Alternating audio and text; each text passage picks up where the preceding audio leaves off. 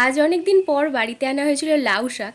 জানি এটা স্পেশাল কোনো রান্না নয়, কিন্তু যারা খেতে ভালোবাসে তাদের কাছে স্পেশাল কিছুই। আর গরমের সময় একটু আধটু এগুলো খাওয়া স্বাস্থ্যের পক্ষে ভালো। আর আজ মা নয়, রান্নাটা পুরোটাই আমি করব, তাই সবজিগুলোও আমি কেটে নিয়েছি। আর বেগুনটা কাটার সময় ভালোভাবে দেখে নিয়েছি, কারণ অনেক সময় হয় কি বেগুনের মধ্যে পোকা থেকে যায়। এরপর কড়াইয়ের মধ্যে কিছুটা তেল দিয়ে ওর মধ্যে কয়েকটা বড়ি ভেজে নিয়েছি। আর এই বড়িটা আমাদের বাড়িতেই তৈরি করা বড়ি। এরপর বড়িগুলোকে ভেজে তুলে নিয়ে ওই একই তেলের মধ্যে কিছুটা কালো জিরে দিয়ে দুটো শুকনো লঙ্কা আর দুটো কাঁচা লঙ্কা দিয়ে ওর মধ্যে আলু আর বেগুনটাকে ভালোভাবে ভেজে নিয়েছি। সবজিগুলোকে একটু হালকা ভেজে ওর মধ্যে পরিমাণ মতো নুন আর হলুদ দিয়ে লাউ শাকটা দিয়েছিলাম।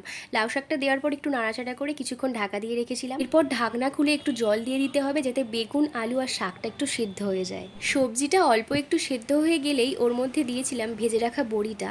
তারপর কিছুক্ষণ নাড়াচাড়া করে ওর মধ্যে দিয়েছিলাম পোস্ত বাটা। এরপর পোস্ত বাটাটা দেওয়ার পর কিছুক্ষণ নাড়াচাড়া করে ওর মধ্যে দিয়েছিলাম অল্প একটু চিনি, এটা হালকা মিষ্টির জন্য। আর এদিকে দেখো, অনেক দিন গরমের পর বৃষ্টি হলো, সেটাই দাঁড়িয়ে দাঁড়িয়ে দেখছিলাম রান্নার ফাঁকে। এদিকে আমাদের লাউ শাকটা একদম রেডি হয়ে গেছে। ওপর থেকে একটু লবণ ছড়িয়ে দিয়েছিলাম, কারণ চেখে দেখেছিলাম লবণটা একটু কম ছিল, তাই জন্য। এই গরমের সময় দুপুরবেলার মেনুতে একবার অ্যাড করে দেখতে পারো লাউ শাক, দারুণ লাগবে খেতে।